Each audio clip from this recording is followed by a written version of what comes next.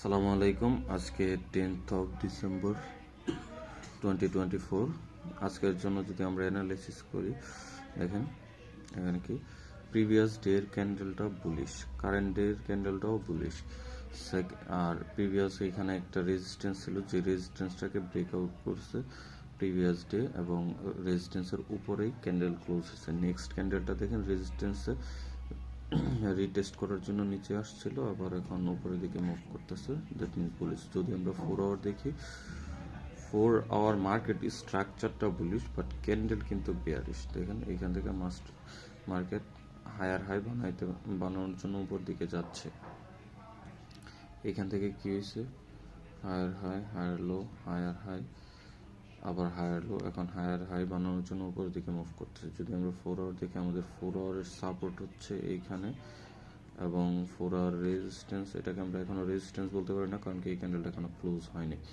আচ্ছা, যদি আমরা 1 আওয়ারে যাই, 1 আওয়ারে গেলে আমাদের সাপোর্টটা একটু চেঞ্জ হয়। আমাদের সাপোর্টটা এটা, আবার দেখেন এটা কিন্তু প্রিভিয়াস রেজিস্ট্যান্স ছিল, এখন আমাদের দেখেন একটা রেজিস্ট্যান্স পাইছি। আমাদের রেজিস্ট্যান্স জোন হচ্ছে এটা, দ্যাট মিনস 2674, আর সাপোর্ট হচ্ছে 2657 1 আওয়ারে। যদি আমরা 30 মিনিটসে যাই, 30 মিনিটসে গেলে দেখবো যে আমাদের এখানে আরও অনেকগুলো সাপোর্ট রেজিস্ট্যান্স আছে। আমরা দেখি তাদের রেঞ্জ কেমন।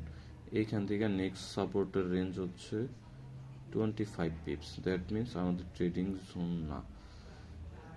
তারপর নেক্সট সাপোর্ট হচ্ছে 40 পিপস, এখানে ট্রেড করা যায়, বাট এটা দেখেন এই জোনটা একটা কনসলিডেশন জোন। কনসলিডেশন জোনের ভিতরে ট্রেড করলে আমাদের মানে লস হওয়ার সম্ভাবনা অনেক বেশি, কারণ কি কনসলিডেশন জোনকে কিন্তু আমরা আবার ডেথ জোনও বলতে পারি। এই জোনে আপনি ট্রেড নেবেন, কিন্তু দেখবেন যে ট্রেড আপনার এগেনস্টে চলে গেছে। আর আমরা কনসলিডেশন জোনে কিভাবে ট্রেড করি এটার একটা ধারণা দিই। এই যে দেখেন টোটাল রেঞ্জ কত, টোটাল রেঞ্জ হচ্ছে 160 পিপস, দ্যাট মিনস 80 পিপস দুই সাইডেই আছে। যদি এই যে দেখেন এখানে সাপোর্টটা কত দূর হচ্ছে, 72 পিপস, তার মানে হচ্ছে 50% মার্কেট অলরেডি মুভ করে ফেলছে। আর দেখেন বাকি 50%ও দুইটা সাপোর্ট আছে। সো আমরা এখানে ট্রেড করব না। যদি আমাদের এই সাপোর্টটা হইতো যে 30%, দ্যাট মিনস ধরেন 40-50 পিপস, আর প্রিভিয়াসলি লেফট সাইডে ক্লিন রেঞ্জ আছে, তাইলে হয়তো আমরা ট্রেড প্ল্যান করতাম। বাট 1 আওয়ারে যদি দেখি, 1 আওয়ারও এখানে আমাদের দেখেন 1 আওয়ারে যদি দেখি, 1 আওয়ারে আমাদের ক্লিন রেঞ্জ আছে, বাট 30 মিনিটসে দেখেন এখানে অনেকগুলো রিজেকশন আছে।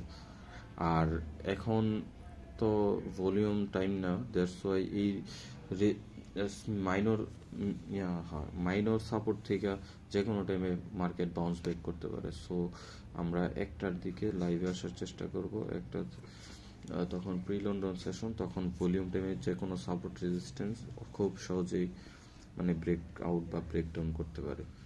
সো আমরা ওয়েট করি এবং দেখি কি হয়। সো এটা হচ্ছে আজকের অ্যানালিসিস। সকলে ভালো থাকবেন, সুস্থ থাকবেন। আসসালামু আলাইকুম।